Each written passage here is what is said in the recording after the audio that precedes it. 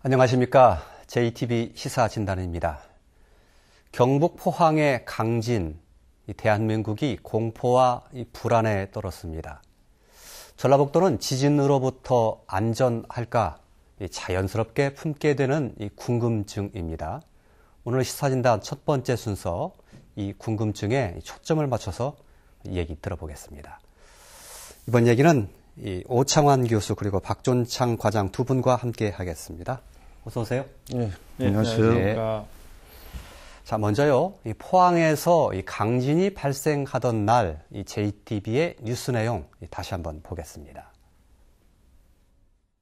경북 포항에서 규모 5.4의 지진이 발생한 건 오늘 오후 2시 반쯤.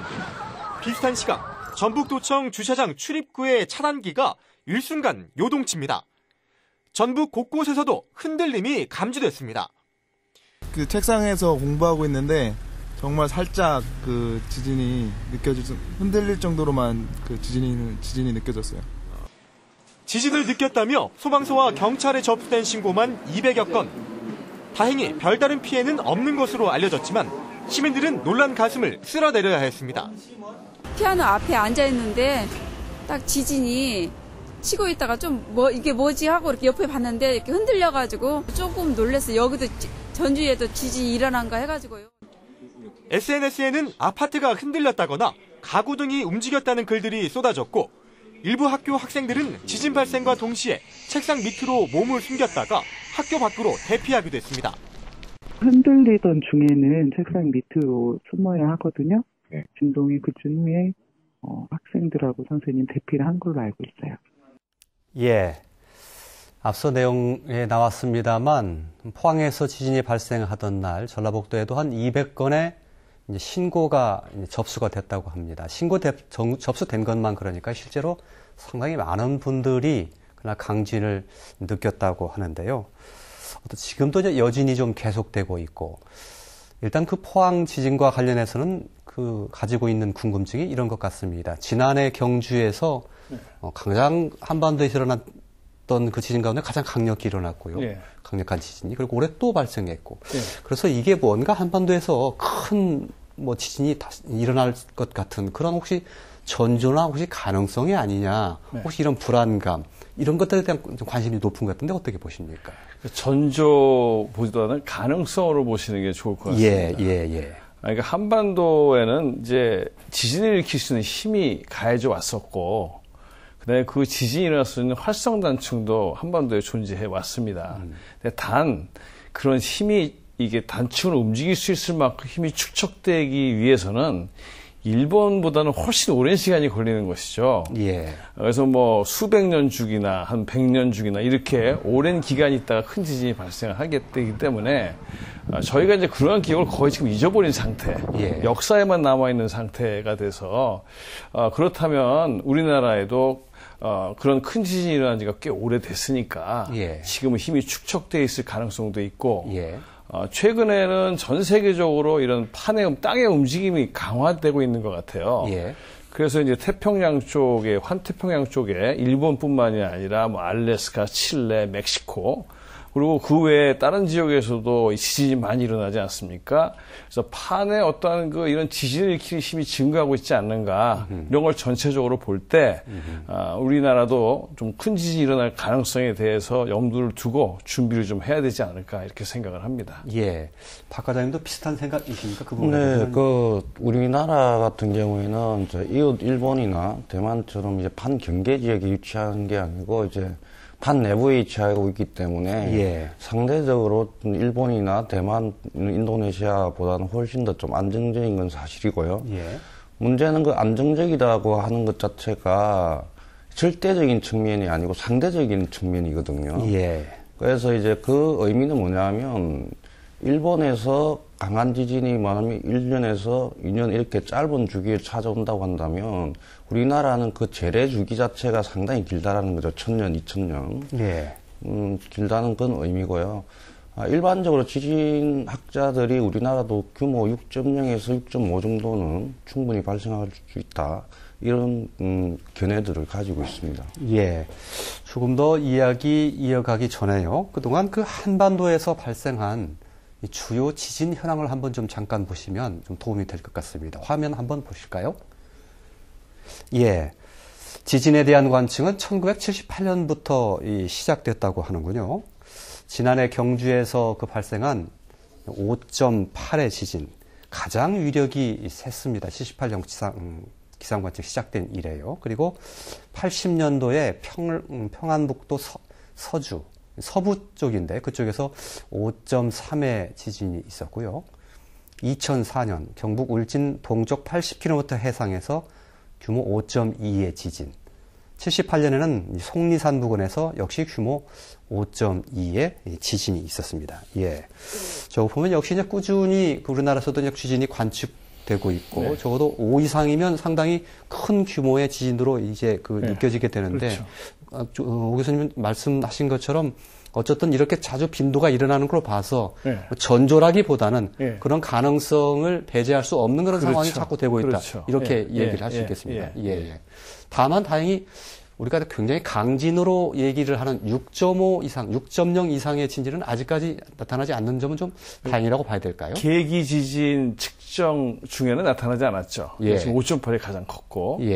그러니까 우리나라는 계기 지진으로 측정한 시기가 몇십 년밖에 안 되기 때문에 100년이나 수백 년 주기로는 지진은 확인될 수가 없습니다. 따라서 역사 지진을 체크를 해야 되는 것이죠. 역사 지진을 체크해 보면 지금 이제 큰 문제가 되고 있는 그 경주, 포항 이 인근에서 조선시대 때 1638년 정도 될 겁니다. 이때 규모 7.0 이상, 7.4까지도 가능했을 수 있었던 엄청나게 큰 지진이 있었습니다. 7.4는 이번에 포항에서 난 거의 한 900배 정도의 에너지를 가진 지진이죠. 그래서 이미 역사적으로는 그런 지진이 기록돼 있다. 그런 사실을 보면 우리도 상당히 그런 지진에 대해서 앞으로는 많은 준비를 해야 되지 않겠나 그런 생각을 합니다. 알겠습니다. 이 시점에서 이제 가장 관심이 되는 대목은 그렇다면 경북 포항에서 발생한 지진이 강 건너 불의 일이냐, 다시 말하면 전라북도는 지진으로부터 안전한 지역이냐, 이것에 가장 전라북도에 사는 도민들은 이제 관심이 높을 텐데요. 어찌 보면 우문이 될지도 모르겠습니다. 지구상에 있는 땅덩어리 중에 지진으로부터 안전한 곳이 있을까 싶은 생각이 들기도 해서요. 그래서 어찌 보면 아닙니다. 안전한 지역이 아닙니다라는 답변이 나올 것 같기는 한데요. 조금 더 구체성 있게 좀 들어보고 싶어서 한번 여쭤보겠습니다, 과장님. 네, 지구상에 방금 말씀하신 것처럼 지진으로부터 완전한 안전한 지대는 없습니다. 상대적인 개념으로 이제 우리나라와 같이 이제 판 내부에 있으면 지구의 운동에 의해서 쌓이는 응력이 상대적으로 작게 쌓이기 때문에 상대적으로 안전하다는 것이고요. 전라북도 쪽으로 이렇게 넘어와 보면은 이제 기상청이 1978년도 이후, 그러니까 40년간 지진계를 가지고 계기 지진 관측을 했습니다. 그 40년간 아까 보신 것처럼 총 75회의 규모 2.0 이상의 지진이 발생했어요. 그러면 이제 연평균으로 보면 약 한 2회 정도.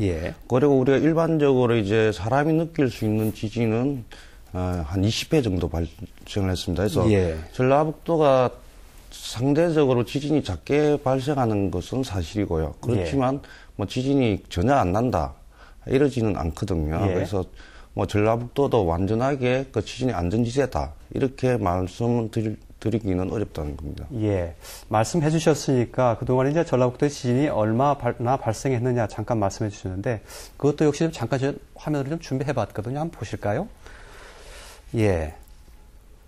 한반도에서 있던 진원지를 지역별로 좀 한번 분류를 해봤습니다. 2017년 10월 현재 규모 2.0 이상의 지진이 그동안 한반도에서 1674회가 발생한 걸로 나와 있습니다. 그 중에서 지역별로 살펴보니까 경상북도가 28%로 가장 많았습니다. 그리고 북한이 17%, 충남 지역 9%, 전북은 4%로 이 빈도로 보면 상당히 그렇게 많지는 않은 것으로 보입니다. 다음 자료도 볼까요? 전라북도에서 일어난 주요 지진 현황 보겠습니다. 규모 2.0 이상만 따진 건데 조금 전에 박 과장님 말씀해 주신 대로 1978년 이후에 75번의 지진이 일어났고요. 2015년 12월에 익산에서 3.9, 또 2012년과 93년에 무주와 정읍에서도 각각 같은 규모의 지진이 일어났다는 그런 기록이 있습니다. 예. 그 지역별로 이 진원지를 좀 살펴보니까 경상북도가 월등히 많고 전라북도는 4%도밖에 안 나온 거로 돼 있는데 그렇죠. 이런 기록이 좀 의미가 있다고 볼 수 있습니까? 의미가 있죠. 예. 왜냐하면 뭐 크기나 빈도가 그 지역에서 일어날 수 있는 지진 가능성과 비례하기 때문에 예. 경상북도보다는 저희 전라북도가 안전하다. 상대적으로. 예. 그런데 이제 보시면 이번엔 경주 포항도 과거에 없던 5.8, 5.4의 지진 큰 게 일어났고 최근에 일어났잖아요. 근데 저희도 보면 이 3.9가 대부분 최근에 일어나고 있고 그런 것들의 간격이 좀 좁아진 느낌이 전라북도도 있습니다. 따라서 전라북도도 역시 경상북도와 마찬가지로 뭔가 증가하고 있는 경향을 보여준다고 조심스럽게 얘기할 수 있고요. 그 다음에, 이런 것들이, 좀 더 커지게 되면, 우리도 이제 이번에 포항에서 일어난 이런 지진까지도 우리가, 그 정도 지진까지는 우리도 예상하고 있어야 되지 않겠나 그런 생각이 듭니다. 예. 뭔가 큰 지진이 일어나기까지는 상당히 그동안 그 지하 내부에서 뭔가 좀 그 여러 가지 작은 움직임이 있다가 크게 발생한다는 그 말씀하십니까? 그러니까 뭐 건물이 이렇게 무너질 때도 금이 가면 조금씩 움직임이 점점 강화되다가 무너지듯이 힘이 축적이 되면 그 힘이 축적된 형태가 조금씩 어떠한 일어나게 되다가 그 다음에 이제 큰 것이 일어날 가능성이 있는 것이죠. 그래서 왜냐하면 지진은 예측할 수가 없기 때문에 이게 일어났다고 해서 앞으로 큰 게 꼭 일어난다고 얘기할 수는 없지만 우리는 거기에 대한 준비를 해야 됩니다. 왜냐하면 지진은 예측할 수 없어서 우리가 할 수 있는 것은 대비하는 것밖에 없거든요. 그럼 그런 대비를 우리가 하려면 어느 정도까지 대비를 해야 되는가를 우리가 생각하고 그 대비를 이제 빨리 시작을 하면 우리가 지진이 이렇게 아주 자주 일어나는 것은 아니기 때문에 우리에게 시간이 있을 수도 있습니다. 그러니까 지금 경상북도 지역이긴 하지만 그 규모가 좀 상당히 커졌고요. 전북 지역에서 일어났던 지진도 자꾸 빈도가 조금 높아지는 경향을 보이고 있어서 충분히 경계하고 대비를 해야 된다는 말씀을 해주셨던 것 같습니다. 이 지진 얘기하면 단층 얘기가 많이 나옵니다. 지하에 있는 얘기 아닙니까? 근데 이제 포항 같은 경우는 뭐 양산 단층 뭐 이런 얘기 많이 나오던데 혹시 전라북도 지역에서도 땅속 단층에 대한 그 조사, 그에 대한 정보가 좀 있습니까? 그 부분을 말씀드리기 전에 방금 교수님께서 말씀드린 부분에 대해서 좀 부연 설명을 드리면 사실은 이제 그 기상청이 지진 관측망을 대단히 확충하기 시작했고, 그리고 관련 시스템들을 대단히 고도화하기 시작한 시기가 이제 90년대 중반이거든요. 90년대 중반 이후에 이제 전라북도뿐만 아니라 전국적으로 이 지진의 관측 횟수가 늘고 있습니다. 그런데 우리가 일반적으로 사람이 느낄 수 있는 규모 3.0 이상의 지진은 거의 변화가 없거든요. 그래서 그런 부분을 봤을 때는 갑자기 우리나라에서 지진이 많이 발생한다기보다는 과거에 어떤 감지 못했던 것들이 이제 기계가 좋아지고 하다 보니까 좀 많이 그런 측면도 있습니까? 있다고 할 수 있겠고요. 전라북도 지방에 있어서의 단층 조사 부분은 아까 교수님께서 말씀하신 것처럼 우리나라 전체에 있어서의 단층 조사가 그렇게 활발하게 이루어진 게 아니거든요. 특히 이제 전라북도 지역은 뭐 경상도 같은 양산 단층이나 이런 단층에 대해서는 어떤 지역적으로 좀 조사가 되는 게 있지만 이 전라북도 지역에 있어서의 어떤 단층 조사는 지금 아직도 많이 부족한 상태고요. 그래서 만약 이런 전라북도 지역의 어떤 단층에 대한 어떤 정밀 조사가 이루어진다고 한다면 이제 지금까지 밝혀지지 않던 그런 어떤 활성 단층들도 이렇게 뭐 발견되는 것 자체는 뭐 배제할 수는 없지 않는가 그렇게 생각됩니다. 단층에 대한 정보가 상당히 부족한 상황이다 이렇게 말씀을 하셨는데 조금 더 구체적으로 좀 말씀해 주실 수 있나요? 그래도 좀 어느 정도 정보가 있는 겁니까? 그러니까 지질자원연구원에서 과거에 전국적으로 조사한 케이스가 있어요. 전국적으로요? 예. 그러니까 우리나라에 없는 데는 없어요. 단층이요? 그렇죠. 활성 단층이. 그러니까 단층이라는 거하고 활성 단층은 다릅니다. 단층은 앞으로 단층 안에 활성 단층이 포함되는데 그 활성 단층은 움직일 가능성이 있는 단층이죠. 그리고 연령 측정을 통해서 확인들을 하는데 경상도 지역에서는 엄청나게 많이 확인이 됐고 수십 개가 수십 개. 지역별로는 몇 개 정도 지역에 따라서 그렇게 이제 다 어느 정도 확인이 돼 있는데 사실은 그거 이상으로 있을 것으로 예상되기 때문에 이제 그것을 이제 정부에서 활성 단층을 찾기 위한 어떤 그 과제가 시작이 됐죠. 그래서 그것이 앞으로 상당히 오랜 기간 동안 조사가 수행돼야 어느 지역이 얼마큼의 활성 단층이 있는지가 아마 확실하게 알려질 수 있을 겁니다. 현재는 그냥 우리나라 전체에 있다. 수십 개의 단층이 있다. 그러니까 경상도에만 수십 개가 있고. 경상도에만. 그 다음에 이제 전국적으로 여기저기 존재하고 있다는 거는 확인을 한 정도. 그 정도가 지금의 정도고. 앞으로 이게 얼만큼 어디에 주로 많이 이런 거를 확인하려면 그 정도 정보는 이제 좀 기다려봐야지 되는 걸로 얘기될 수 있습니다. 그러면 현재까지 파악된 정보로는 전라북도에 단층이 있다라는 정도 외에는 정보가 전혀 없습니까? 그렇죠. 너무 막연하군요. 아직까지 보면. 그렇죠. 그러니까 그만큼 연구가 안 됐고 우리가 관심이 없었다 이렇게 말씀드릴 수 있을 것 같습니다. 단층에 대한 특히 그 중에서도 활성 단층에 대한 정보가 그만큼 부족하다는 것은 지진의 앞으로 가능성을 예측하는데도 상당히 한계가 있다 이렇게 보는 거 아니겠습니까? 그렇죠. 그렇습니다. 상당히 좀 보시는 시청자들께서 그렇게 정보가 없나 싶게 이렇게 느끼시는 분도 있을 것 같습니다. 그런데 지금 정부 차원에서 단층 조사를 지금 시작을 했고 이루어지고는 있죠, 지금.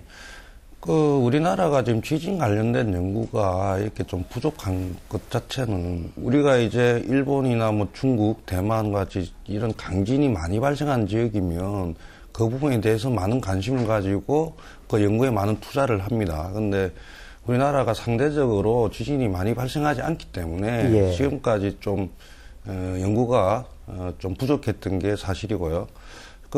근데 이제 작년에 경주진이 발생했지 않습니까? 경주진이 발생하면서 한반도도 이제 지진의 안전지대가 아니다라는 이런 인식이 국민들 사이에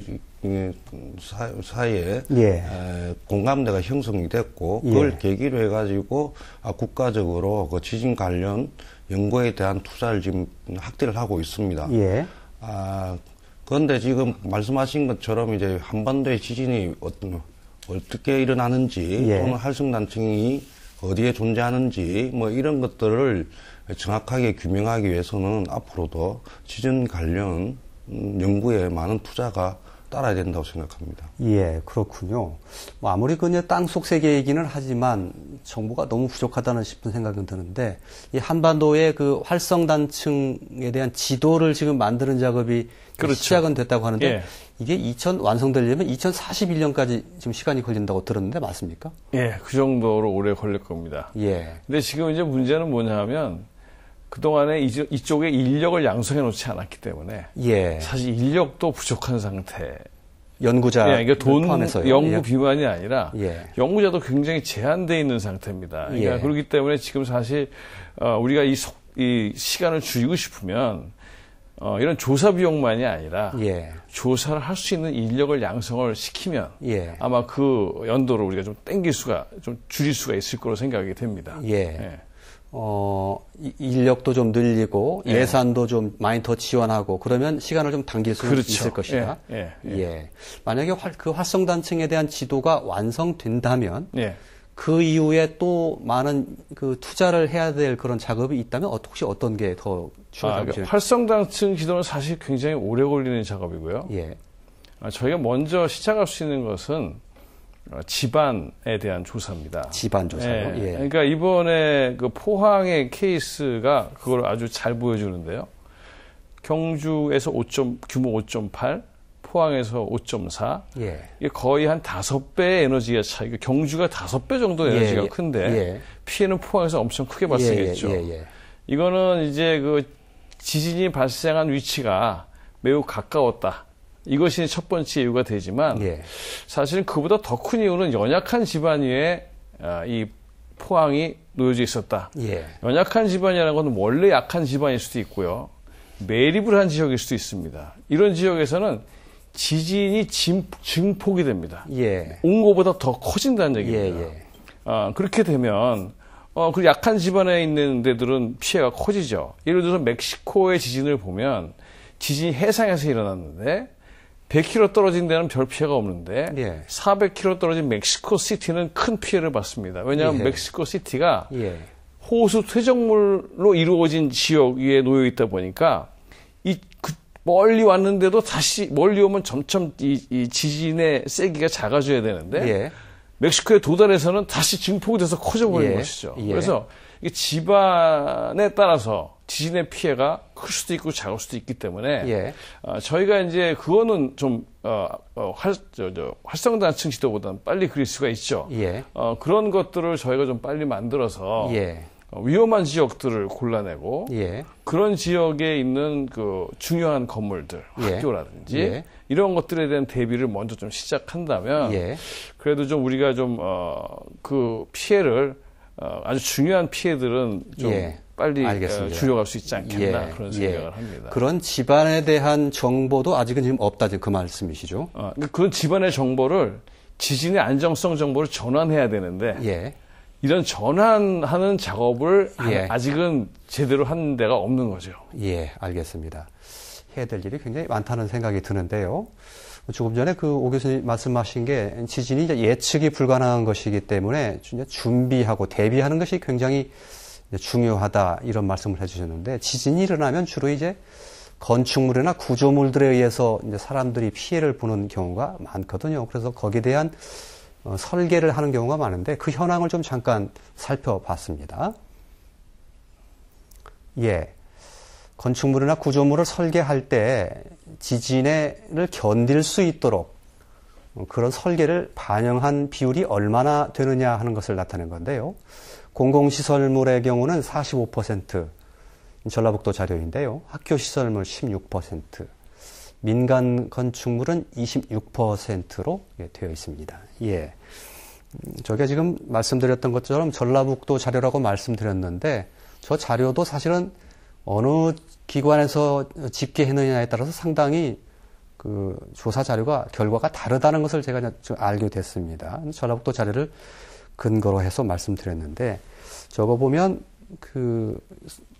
뭐랄까요, 건축물들이 상당히 좀 준비가 아직은 부족하다, 그렇게 좀 저는 느껴지는데 어떻게 보십니까, 과장님?